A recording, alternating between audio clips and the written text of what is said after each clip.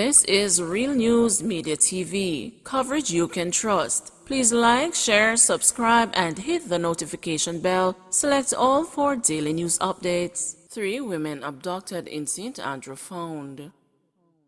The police are reporting the safe return of 3 women who were abducted on Monday. The police say the women were abducted at different locations across St. Andrew by men traveling in a white Toyota Probox motorcar displaying public passenger vehicle registration plates. According to the police, the abductors first struck in Bull Bay, St. Andrew. They then headed towards Pepin, where they abducted the second female on the compound of the University Hospital of the West Indies. The third female, who was in the vicinity of the rear entrance of the University of the West Indies, was also lowered into the vehicle by the armed men. The police say 2 of the females were released on Tuesday, November 2, about 7 a.m. in the vicinity of Kingston Public Hospital. The third female was released in the Duhaney Park area. 1 female was taken to the hospital and treated. Members of the Counter-Terrorism and Organized Crime Branch and Kingston East and St. Andrew Central Police Divisions are probing the matter. Pathways Children's case in court on Wednesday. Some 6 children who were at the Pathways International Kingdom Restoration Ministries when 3 people were killed and 3 others injured will know on Wednesday if they will get to go home. They were among 15 minors aged 4 months to 15 years placed in state care after the October 17 events at the Albion St. James facility, now widely regarded as a cult. The children have received psychological support, according to CEO of the Child Protection and Family Services Agency, Rosalie Gage Gray, who encouraged the other parents affiliated to Pathways International to contact the agency if they also wish to access support for their children. Over the past 2 weeks, the CPFSA has been trying to determine if the children placed in state care after a special Heroes Day sitting of the family court would still be at risk if they were allowed to return home. This involved speaking with parents, relatives, and members of the children's communities. In a general sense, they would assess the social circumstance to see if it is in the best interest of the children for them to be placed back into those circumstances, Gagridge explained. Following their remand, the children have received medical examinations to include COVID-19 tests and are in good health. Psychological assessments have also been completed, with interventions including play therapy for younger children currently ongoing. These sessions are being facilitated by the children's officers and the clinical psychologists of the agency, as well as privately contracted professionals. CPFSA officers, along with counselors from the Victim Services Division, are additionally providing counseling intervention for parents, she added. The children's educational needs are being met with devices and other resources delivered to the CPFSA office, she added. Devices were provided to children who did not have any. Gage Gray noted that the children had settled in well and reiterated the agency's commitment to safeguarding their rights and meeting their holistic needs. As the children are on remand, our officers have also been working overtime to prepare the necessary documents for submission to the court. These will be taken into consideration when a determination is to be made on the next appearance, she said. Parents and members of Pathways International Restoration Ministries who are interested in counseling support for their children may contact the St. James CPFSA Parish Office at 876-979-3446 or 876-979-1024. Fees increased for attorneys providing legal aid in criminal matters. The government has agreed to increase the fees paid to attorneys providing legal aid in complex criminal matters such as the Wandon gang trial. Lawyers had complained that a compensation package for defense lawyers was exploitative and urged the Ministry of Justice to review the cap placed on earnings. Speaking in the House of Representatives on Tuesday afternoon, Justice Minister Delroy Chuck said Cabinet had considered the arguments from the attorneys and adjusted the fees upwards.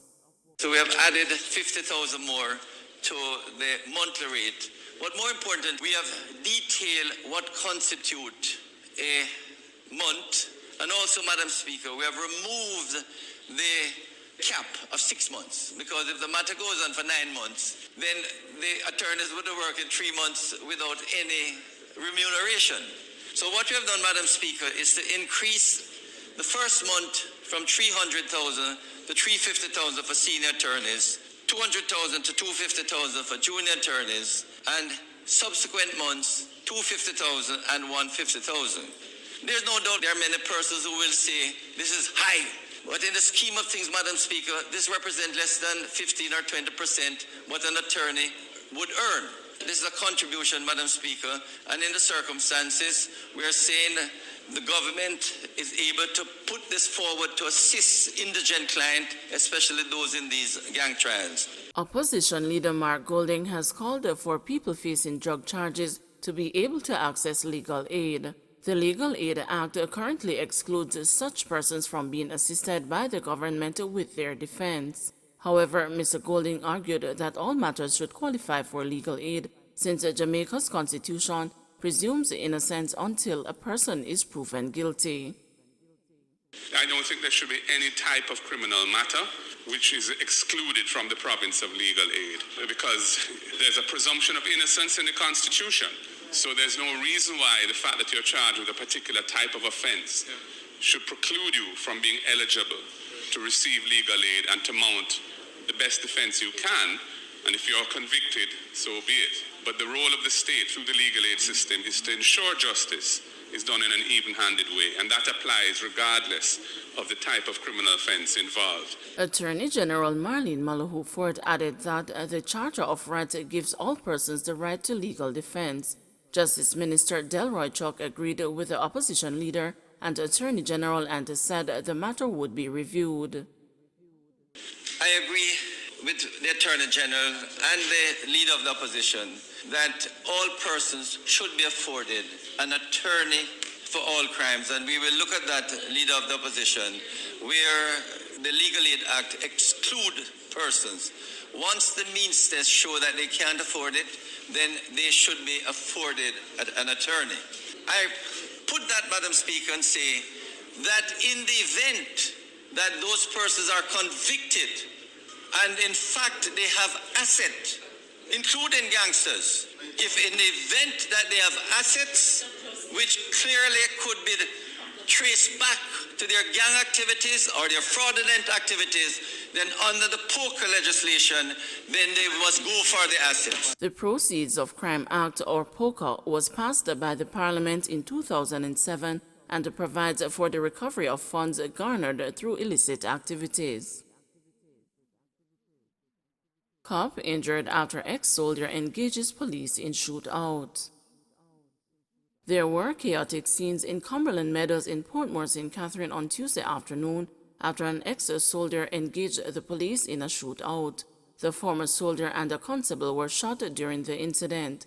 Superintendent Christopher Phillips, commanding officer for the St. Catherine South Police Division, said shortly after midday the police received a call that an armed man was firing at his neighbors on Park Drive. When the police came, the police were also fired on.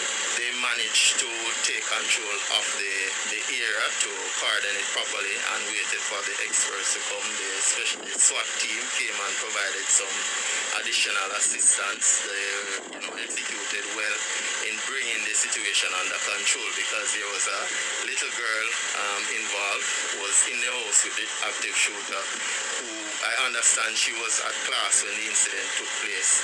But we are happy that it's resolved in a very, despite a policeman being shot, we are happy how it unfolded. We're able to get the situation under control very quickly. He got shot in the leg, and the shooter also was injured. I'm not sure where he got shot. Yes, he was a part of the first responding team, and he He's now at the hospital with the necessary support from the other team members. His condition is not serious, so we are happy for that. We seized a weapon and we're going to be investigating to determine, how he came by the weapon. Some persons are saying it's a licensed firearm, but we will have to do the investigation to confirm all of that. But absolutely it would be concerning that with his type of illness, the conditions under which he was given that weapon. National Baking Company job application email requesting fee is fake, a company says.